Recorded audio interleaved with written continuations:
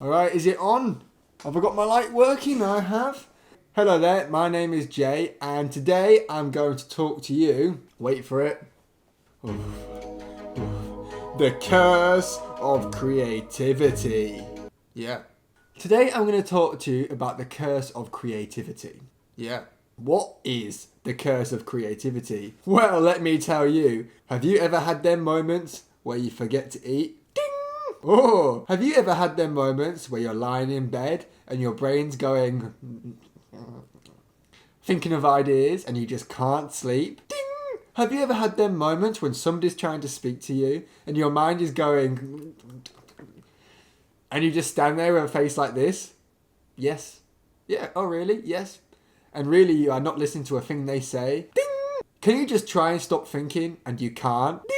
This is the curse of creativity. First off, I want to say being creative all the time is a blessing and a big, gigantic curse. You know, I forget to eat all the time because I'm too busy on my laptop just going in my own little world. Like, sometimes I wake up, I shit you not, I wake up at around 5 a.m. I get on my laptop, somehow I pass maybe 4 hours, and I've forgotten to eat breakfast, and then I'm like, oh, I'm gonna have to eat some lunch, but then I look at my kitchen, and I'm like, oh, I can't be bothered, let me just work a little bit more. Now 8 hours have passed, and you've still not eaten a thing, and you're like, oh, I don't feel so good, I feel dizzy, and then you're like, oh, but, maybe just another hour.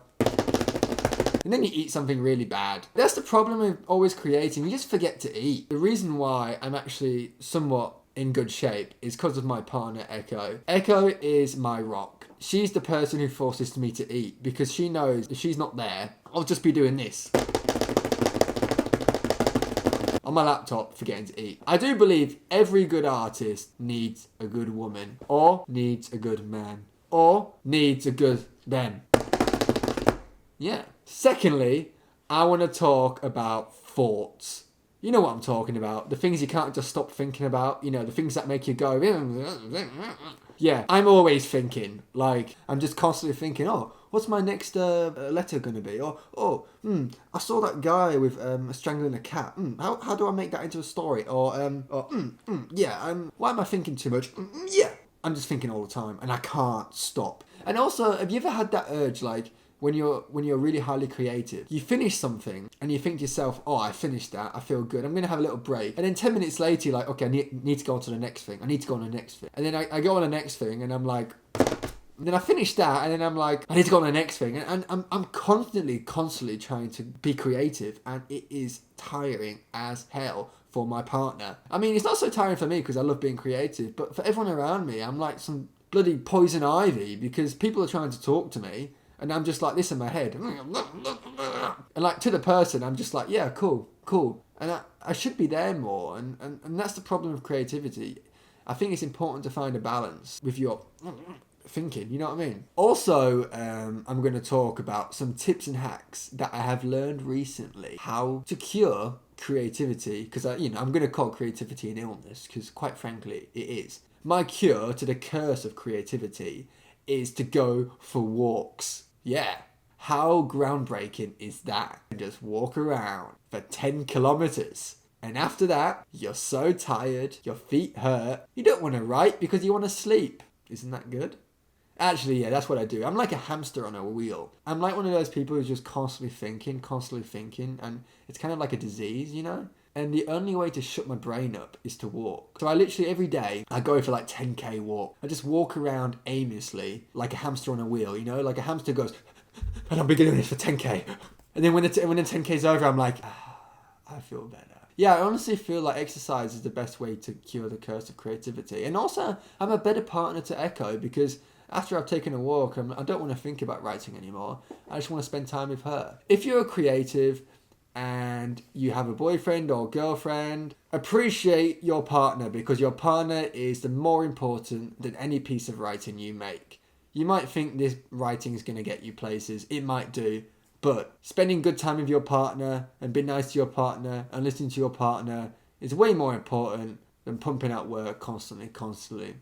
And if you're thinking of getting a partner, don't talk about yourself and your project all the time, because that will drive your partner nuts, because you only care about this project and no one else cares about it as much as you, and you think they care about it as much as you, and they don't. I learned that the hard way. I used to tell Echo about my ideas and my projects all the time, and at first she was very polite. She was like, oh yeah, that's a cool idea, yeah. And after a while she was just like, just shut up. I don't want to hear any more about you and your ideas. Just shut up. And I did. And actually, our relationships, it was always good before, but now it's even better because, quite frankly, I don't talk about all my ideas. The curse of creativity is real, and I advise you to walk it off. It really, really helps. And if you can't get outside, you're in lockdown, just do this. Just spin around for a while. Do you know what I mean? I'm a bit dizzy now. Oh, fucking hell. I'm a bit dizzy. You might think that creativity is amazing, and you might think that you need creativity. The more creativity you have is amazing, yeah. Creativity comes at a cost, doesn't it? I noticed with a lot of creatives that I've worked with, they don't eat. Like, come on. We as creatives need to eat. No one's there. The only reason I eat is because Echo's telling me to eat. She's my rock. She's not really into arts or writing, etc. So it's really good because I feel like if I was just on my own or with someone else who was kind of into arts or writing, I'd be living in this like la-di-da land. Like, oh, la-di-da, like, oh, I'm so good. Look at me, I'm an artist. I'm so cool. And then Echo just comes to me and she goes, shut up, Jay. Stop. You don't think you're so cool. Be real. Be realistic. And then she just brings me back down and I'm like, oh, I like this. Yeah. Level. And I feel like this is what you kind of need in your life as a creative. Like, you need your friends who are just as crazy or, like, who don't eat, like, creative kind of friends, you know? But also you need realistic people in your life. You need people who aren't really into arts or into creativity, who kind of live life in a different way. Because if you're just living in one world, you're just useless. You might be happy, but you might be blind to a lot of things. Because when you're in your own world, you only see what's in your world. But it's so nice for someone from another world to kind of show you this is the reality of their world. So it kind of brings out the best of both of you. So I really recommend with creativity, make friends in different worlds. Don't just surround yourself with artists. Because quite frankly, number one, you might become an egotistical wanker. Number two, you might become an egotistical wanker. And number three, you're just going to be living in your own little bubble. And quite frankly, it's not healthy. So, reasons why you should make friends with the other world. Number one, they will tell you to stop being an egotistical wanker and bring you back down to reality. Number two, they can help you shut your brain off. And number three, it's nice to see something different for a change and to think in another way.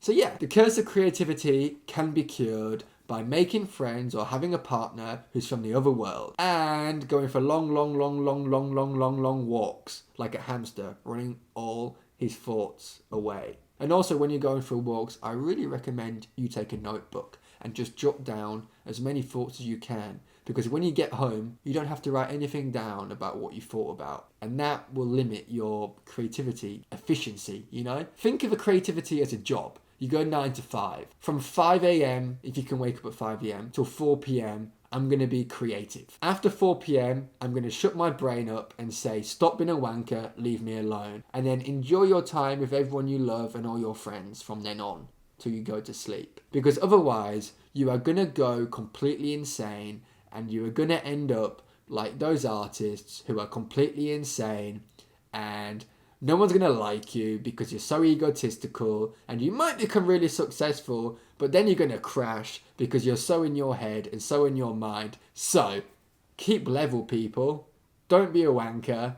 Be nice. And just keep grounded. No matter how successful you get or how creative you get, just keep grounded and just keep being a good person, because it's very easy to become a bad person if you stay in your own bubble for too long.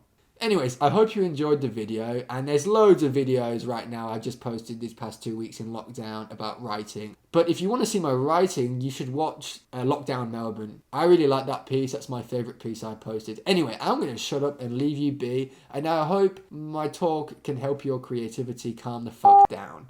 Anyways, keep it real, people. See you later. Bye. I'm just going to keep doing this, you know what I mean? To read my street writing, feel free to give me a follow on Instagram. Have a wicked day.